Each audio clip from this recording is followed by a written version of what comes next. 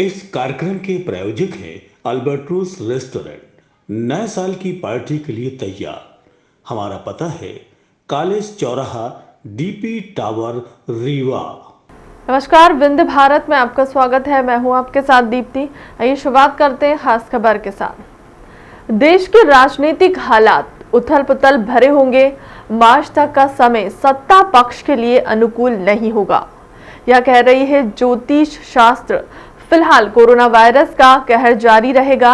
ज्योतिष शास्त्र और क्या कह रहा है, इसी विषय पर विंध्य भारत की टीम ने बात की है ज्योतिष राजेश शाहनी से। आप भी सुनिए उन्होंने क्या कुछ कहा। नमस्कार, आप देख रहे हैं विंध्य भारत। मैं जावेद अंसारी। आज मैं बात करूंगा बीते साल की नहीं, इस साल की ज्योतिष के हिसाब से कैसी होगी। पूरे देश दुनिया में ज्योतिष को मानने के वाले हजारों नहीं, लाखों नहीं, करोड़ों लोग हैं। कैसा रहेगा नया साल, हर तरीके से आज केवल बात इसकी। हमारे साथ इसी मसले पर बात करने के लिए राजेश शाहनी जी मौजूद हैं। सबसे पहले तो विंध्य भारत को वक्त देने के लिए आपका बहुत बहुत शुक्रिया। Thank you. हमारा आपसे पहला सवाल, ज्योतिष की नज़र में 22 कैसा रहेगा? देखिए, ग्रेगोरियन कैलेंडर की मान्यताओं के अनुसार हम नव वर्ष का सेलिब्रेशन करते हैं, और चूँकि ये जो नया वर्ष है, जो ग्रेगोरियन कैलेंडर है, इसकी मान्यताएं पूरे विश्व में एक साथ हैं। तभी हम देखते हैं कि कंप्यूटर में भी इनका उपयोग होता है, मोबाइल में भी इनका उपयोग होता है, इत्यादि हर फील्ड में ग्रेगोरियन कैलेंडर का ही उपयोग होता है। तो 1 जनवरी को हम नववर्ष मनाते हैं। तो यहाँ पर हम देखेंगे कि नववर्ष का प्रवेश 1 जनवरी को प्रातःकाल यानी मध्य रात्रि 12:01 पर होगा। तात्कालिक लगन उस वक्त जो है कन्या लगन उदित हो रही है, और नववर्ष का प्रवेश ज्येष्ठा नक्षत्र में हो रहा है। लेकिन यहाँ पर एक दिक्कत वाली बात है। दिक्कत वाली बात यह है कि अभी कुछ समय पूर्व से लेकर आगामी 1 माह तक जो ट्रांजिट है, जो गोचर है, उस गोचरी स्थिति में काल सर्प योग का निर्माण हो रहा है। मैं बीच में रोकूंगा आपको। मैं अपने दर्शकों को बता दूं, 22 कन्या राशि में प्रवेश करेंगे। जिस दिन कन्या राशि का उदय होगा उस दिन से यहाँ पर सर्पदोष का आपने जिक्र किया। पहले तो जरा ये समझाइए सर्पदोष होता क्या है, इससे क्या फायदे क्या नुकसान है, फिर उसके बाद हम लोग बात को आगे बढ़ाते हैं। काल सर्प दोष एक्चुअली एक ग्रह स्थिति होती है। ऐसी मान्यता है कि जब राहु और केतु के बीच में सारे प्लैनेट आ जाते हैं, सारे ग्रह आ जाते हैं, तो उस स्थिति में काल सर्प दोष का निर्माण होता है। हालांकि इसकी जो मान्यता है वो मुख्य रूप से बेसिक जन्म कुंडली में ज़्यादा है, लेकिन फिर भी गोचर में काल सर्प योग का बनना, अर्थात राहु और केतु के बीच में सारे ग्रहों का आना, एक अच्छी स्थिति नहीं कही जा सकती। अच्छी स्थिति नहीं कही जा सकती। आप ज्योतिष हैं, छोटी छोटी बातों पर नज़र रखते हैं। अब आप ये बताइए, हम इससे उबरेंगे कैसे? लोगों को क्या समझाइश देंगे? किस तरीके से आप उनको बताएंगे क्या करना चाहिए जिससे हम काल सर्प योग से हम बरी हो सकें, हम उससे निजात पा सकें? देखिए, सबसे पहली बात तो ये है कि काल सर्प योग का यदि आपने उपाय पूछा है तो सबसे अच्छा उपाय है भगवान शिव की पूजा, उपासना, आराधना, भगवान शिव का अभिषेक, रुद्राभिषेक जैसे हम कहते हैं। उससे, इस नेगेटिविटी से हम बहुत जल्दी उबर सकते हैं। भोले बाबा की कृपा रही तो हम काल सर्प योग से उबर सकते हैं। अब यहाँ सवाल ये पैदा होता है, 22 जैसा कि हमने शुरू में जिक्र किया था, 22 आम लोगों के लिए ख़ास तौर से राजनीतिक स्थितियाँ किस तरीके की यहाँ पर रहेंगी, और जो भी एक आजकल की तारीख में पहले कोरोना, अब ओमिक्रॉन, इनसे हम कैसे उभरेंगे, ये सारी स्थितियों को ज़रा आप जोड़ के हमारे दर्शकों को समझाइए। सबसे पहले अपन क्या लें, राजनीति? दोनों, जो आपकी मर्जी। देखिए, पॉलिटिक्स के आधार को यदि हम बनाएं, 2022 को आधार बनाएं यदि पॉलिटिक्स के लिए, तो कुछ एक राज्यों में सत्ता परिवर्तन के संकेत दिखाई दे रहे हैं, और यदि सरकार एज इट इज़ रहेंगी तो उनको संघर्ष काफ़ी करना पड़ेगा। केंद्र सरकार भी अपने कुछ एक डिसीजंस की वजह से जनता का कोप भाजन बन सकती है। केंद्र सरकार को भी थोड़ा, खास तौर पे मार्च की अवधि तक अलर्ट रहने की आवश्यकता है। बाकी पॉलिटिकल फील्ड में उतार चढ़ाव लगातार बने रहेंगे। पक्ष विपक्ष एक दूसरे को छीटाकशी और आरोप प्रत्यारोप जैसे दौर भी वर्ष 2022 में चलते ही रहेंगे।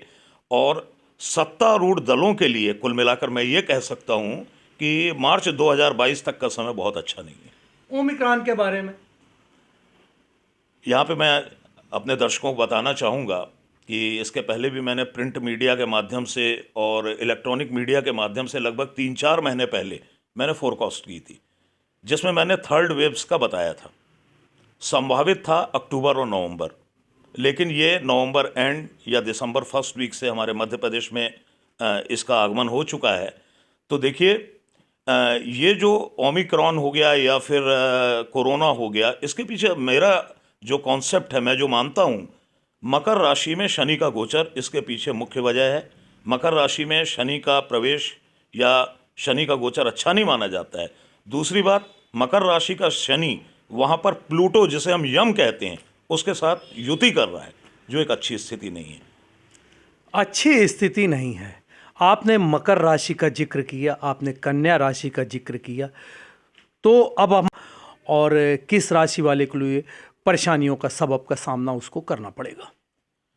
पहले मैं यहाँ पर एक अपने दर्शकों को पूरा क्लियर करना चाहूँगा कि यहाँ पर जो स्थितियाँ बन रही हैं, 2022 अप्रैल में मकर राशि से शनिदेव उतर रहे हैं, लेकिन स्थितियाँ ऐसी हैं कि आगामी 2-3 माह के बाद रेट्रोग्रेड होके, यानी कि वक्री होके वापस फिर ये मकर राशि में आ जाएंगे। तो यहाँ पर 2022 का अप्रैल और मई का जो टाइम है, वो इस देश के लिए, हमारे देश के लिए बहुत उतार चढ़ाव से भरा हुआ रहेगा, क्योंकि इस साल के मध्य में 3 बड़े ग्रह अपना राशि परिवर्तन कर रहे हैं, जिसमें से शनि कर रहा है, बृहस्पति कर रहा है, राहु और केतु कर रहे हैं। तो यहाँ पर जो स्थिति बन रही है वो ये बन रही है कि अभी आम जनता को कम से कम अप्रैल तक किसी भी वायरस के प्रति, जैसे हम कोरोना कहें या ओमिक्रॉन कहें, बहुत अलर्ट रहने की ज़रूरत है, बहुत सावधानी बरतने की ज़रूरत है, अन्यथा दिक्कत भी हो सकती है। चुनौतियों वाला वर्ष रहेगा 22। मेरा अंतिम सवाल आपसे है कि मैं अब कुछ ऐसा ज्योतिष के बारे में तमाम तरीके की बातचीत हो रही है, नया साल है, यहाँ पर मैं एक सवाल ये बनता है, आज तक आप लोग जिस व्यक्ति की सबसे ज़्यादा जानकारी ज्योतिष के बारे में आम आदमी करता रहा है, नॉस्ट्रेडमस की मैं बात कर रहा हूँ, उन्होंने 22 को लेकर क्या कुछ कहा है? देखिए, नॉस्ट्रेडमस की जो फोरकास्ट होती हैं, पहली बात तो वो बिल्कुल क्लियर लैंग्वेज नहीं है उनकी। मैंने कई बार अध्ययन करने की कोशिश की है। वो सांकेतिक भाषा में भविष्यवाणियाँ करते हैं, फिर कई विद्वान उसका जो अभिप्राय निकालते हैं, उसका जो अर्थ निकालते हैं, वह अपने हिसाब से निकाल लेते हैं। लेकिन मोटे तौर पर उन्होंने कोरोना वायरस के लिए भी फोरकास्ट की थी, यदि सांकेतिक भाषा की ही हम बात करें तो। 2022 के लिए भी उनकी कई फोरकास्ट है। इसमें 2022 की फोरकास्ट तो नॉस्ट्रेडमस के हिसाब से अच्छी नहीं। नॉस्ट्रेडमस के अनुसार 22 बिल्कुल अच्छा नहीं है।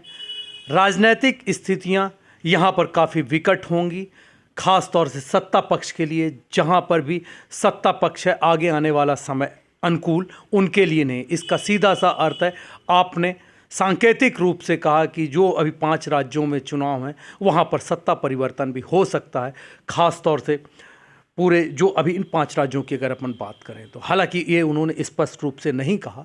साथ ही आपने कहा कि 22 कन्या राशि के हिसाब से कन्या राशि में आ रहा है, आगे आने वाला समय काफ़ी विकट है, हमें बहुत सावधानी बरतने की ज़रूरत है।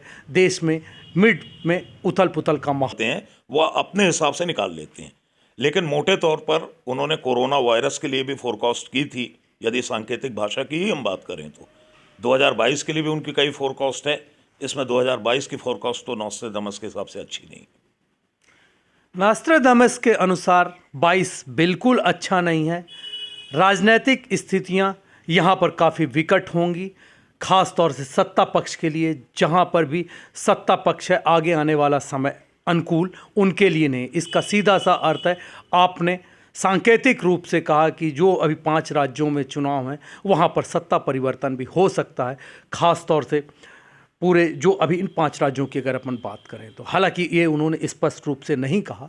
साथ ही आपने कहा कि 22 कन्या राशि के हिसाब से कन्या राशि में आ रहा है।